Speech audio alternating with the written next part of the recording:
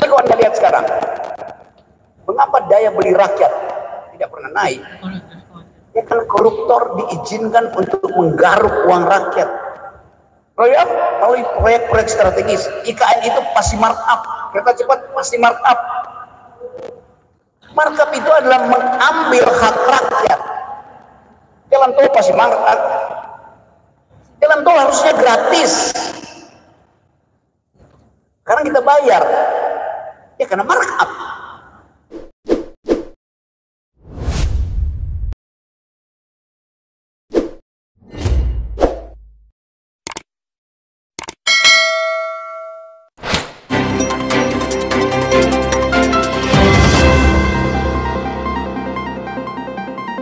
Audio Jungle.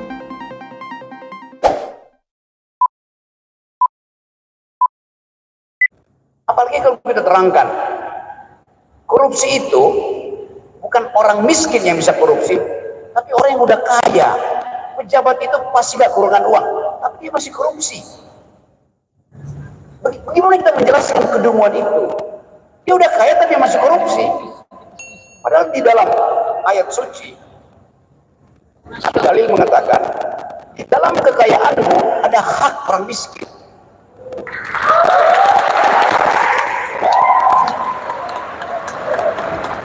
Mestinya dia keluarkan bagian dari kekayaannya diberi pada orang miskin.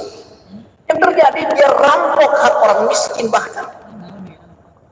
Jadi kalau Anda lihat sekarang, mengapa daya beli rakyat tidak pernah naik?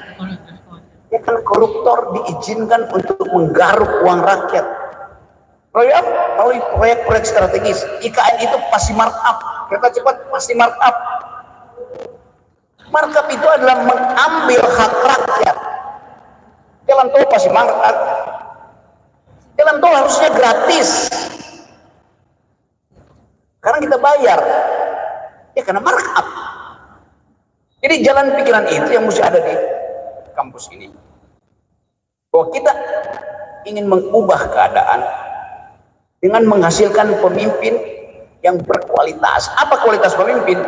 Elektabilitasnya mesti tinggi. Itu kualitas dungu. Maling bisa nyogok lembaga survei,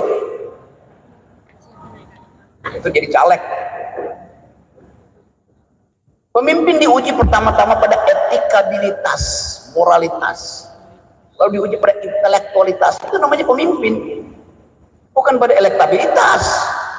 Elektabilitas itu bagian terakhir. Ketika dia lolos etikabilitas, lalu dia lolos intelektualitas, baru kita tanya elektabilitasmu berapa. Karena itu dasarnya. Oh, kami disurvei oleh lembaga survei. Kemarin ada berita, Bupati Kapuas dan istrinya yang anggota DPR ditangkap KPK karena korupsi, dan yang mendorong mereka jadi bupati dan anggota DPR ada dua lembaga survei. Jadi fungsi lembaga survei adalah membenarkan perilaku yang tidak intelektual dan tidak etikal.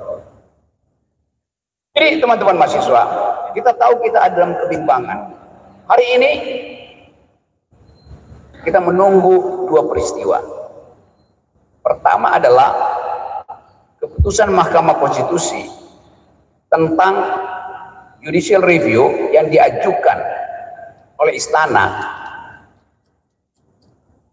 yang menginginkan wakil presiden usianya diturunkan di bawah 40 tahun. Kira-kira apa hasilnya? Buat siapa usia itu diturunkan? Buat Gibran.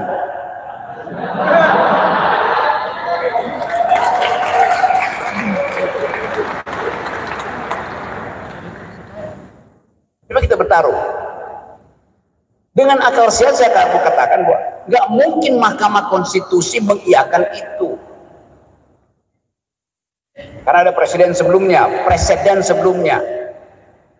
Ibu Mega minta supaya Mahkamah Konstitusi meloloskan permintaan sistem proporsional tertutup. Mungkin Jokowi merasa oke, dia bisa kasih sinyal pada Mahkamah Konstitusi, oke, iyain aja tuh, supaya Ibu Mega tidak lagi memusuhi Jokowi. Tapi ternyata sebelum putusan turun, Megawati memusuhi Jokowi. Maka Jokowi bilang, enggak, jangan terima proposal Mega.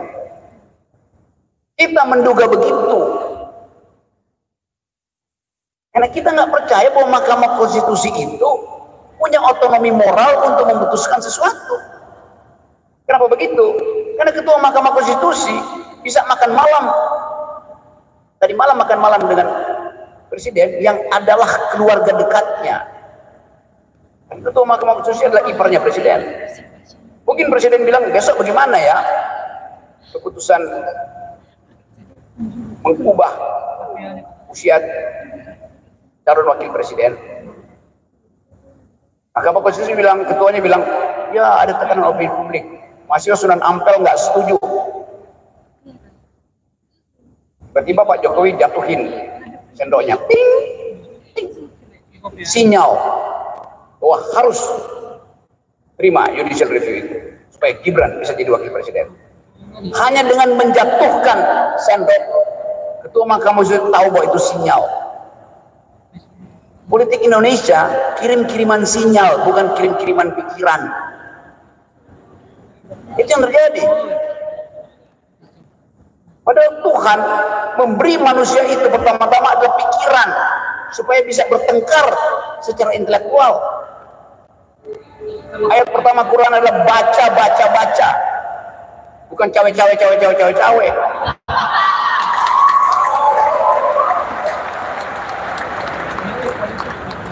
Kan itu intinya tuh, supaya ada perdebatan. Tuhan menghendaki ada perdebatan pikiran. Karena itu mesti ada oposisi. Fungsi oposisi adalah mengganggu pikiran. Pikiran hanya disebut pikiran kalau diganggu. Jadi kenapa kekuasaan takut diganggu pikirannya? Hanya dua. Atau dia takut bahwa ada pikiran yang lebih baik, atau memang dia nggak punya pikiran. Mungkin orang itu nggak ada waktu Tuhan bagi-bagi otak, terlambat datang, maka dia nggak dapat bagian yang seharusnya bagian yang paling penting bagi makhluk ada pikiran. Jadi kalau kita evaluasi lagi itu, ada duel argumen pas di mahkamah, kan mungkin jam 2 nanti kita lihat iyain apa enggak. Kalau diiyain artinya ada makan malam tadi malam dan ada sendok yang jatuh, sehingga ketua Mahkamah Konstitusi bilang oke, kita bersidang cepat-cepat untuk mengiyakan proposal agar usia presiden wakil presiden diturunkan dari threshold 40 tahun turun di bawahnya supaya Gibran bisa diselundupkan ke Pak Prabowo sebagai wakil presiden. Karena cuma itu yang bisa menimbulkan rasa aman bagi Pak Jokowi. Kan yang kita paham sekarang kan bahasa tuh Pak Jokowi gelisah terus. Yang nggak tahu siapa yang akan jamin dia kalau dia selesai masa jabatannya. Nama-nama ada semua tuh, Erick Thohir, Erlangga segala macam. Tapi satu hal di otak Pak Jokowi, nggak mungkin nanti begitu presiden baru muncul, lalu presiden baru bilang saya akan lanjutkan proyek-proyek Jokowi itu. Presiden konyol, dia akan berhadapan dengan rakyat. 2 minggu kemudian dia jatuh lagi tuh. Jadi pasti presiden baru buat sementara bilang oke, kita akan lanjutkan proyek-proyek Jokowi. Tetapi di otaknya itu dia nggak mau, dia akan dianggap sebagai sekedar petugasnya petugas. Itu dasarnya. Kalau begitu buat apa milih presiden? Kalau presiden berikutnya hanya ingin melanjutkan presiden Jokowi, mending perpanjang presiden Jokowi sampai seumur hidup. Kan itu logikanya tuh. Jadi tekanan publik akan membuat calon presiden berikut tidak mungkin akan patuh pada permintaan Jokowi. Karena bagaimana Jokowi kontrol bahwa presiden berikut akan patuh pada dia? Politik dinasti jawabannya. Hanya melalui Gibran, Jokowi merasa aman bahwa dia tidak akan dipersoalkan di kemudian hari. Tapi pertanyaan masih berlanjut. Sekuat apa Gibran seandainya jadi wakil presiden untuk mempengaruhi presiden yang dipilih di atas 51%. Itu problemnya. Jadi kita ditawan oleh kecemasan seseorang yang merasa bahwa kalau dia lengser Indonesia akan tutup. Itu ilusi luar biasa. Kenapa Presiden gugup dan ragu? Karena dia tidak terbiasa mendengar suara perubahan. Dia ingin establishment-nya itu berlanjut. Padahal pemilu itu adalah untuk mempercepat perubahan, mempercepat suksesi. Jadi kita ada di sini untuk melakukan kajian intelektual terhadap problem bangsa ini. Saya nggak menyebarkan provokasi, walaupun efeknya begitu. Tapi kita mau adukan masalah ini sebagai masalah akademis, yaitu pertama adalah masalah moral politik. Nah, fungsi dari forum ini adalah menguji proposal-proposal kekuasaan, termasuk proposal capres-capres.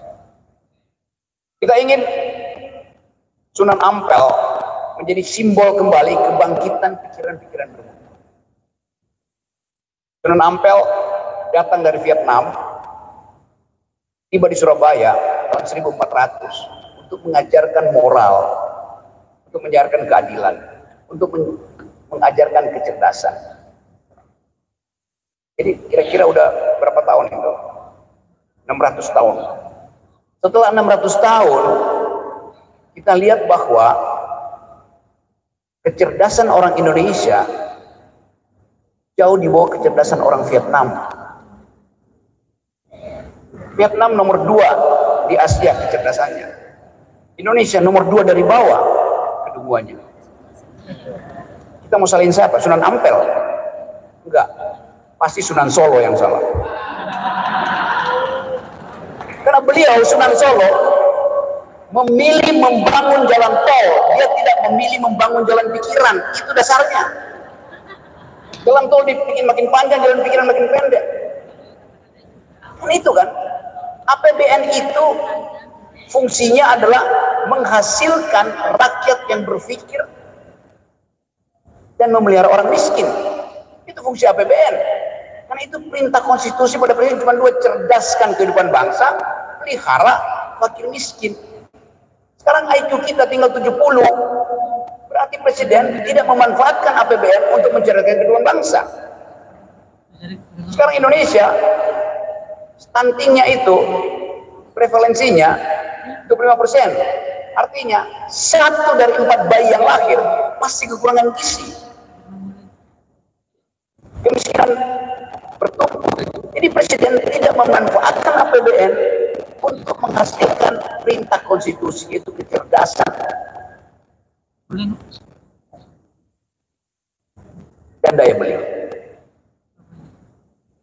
Nah, kalau presiden semacam itu masih dieluk-elukan, dan bahkan dia mau kasih saya bintang Mahaputra. Nah, bintang Mahaduma mau kita kasih ke siapa? Itu pertanyaan-pertanyaan akademis yang kita jawab di sini. Jadi sekali lagi teman-teman, kita anggap aja bahwa ini adalah komposisi baru dari Indonesia yang sedang berubah. Sunan Ampel, Universitas ini adalah kumpulan pikiran yang berupaya mengingatkan bahwa masa depan kita itu akan diganggu oleh permainan pertama politik. Dan pemilu harus kita pastikan di luar kontrol dari kekuasaan. Sekarang kita bayangkan hal terbalik. Seandainya dalam segala hal pemilu hendak dibatalkan, pemilu hendak diatur sedemikian rupa sehingga favoritisme pada seseorang diajukan, sementara pada orang lain dikasih batas. Apa yang kita lakukan? Kan Pak Presiden bilang begitu, pemilu tidak akan jujur. Dia bilang begitu kok. Walaupun dengan bahasa yang lain, saya merumuskan presiden tidak menginginkan pemilu yang jujur. Karena dia bilang, pemilu 2024 jangan sampai kalian salah pilih orang. Artinya dari 3 calon yang sedang beredar sekarang, 1 masih salah menurut dia. Bagaimana presiden mengucapkan hal mendahului kehendak kedaulatan rakyat?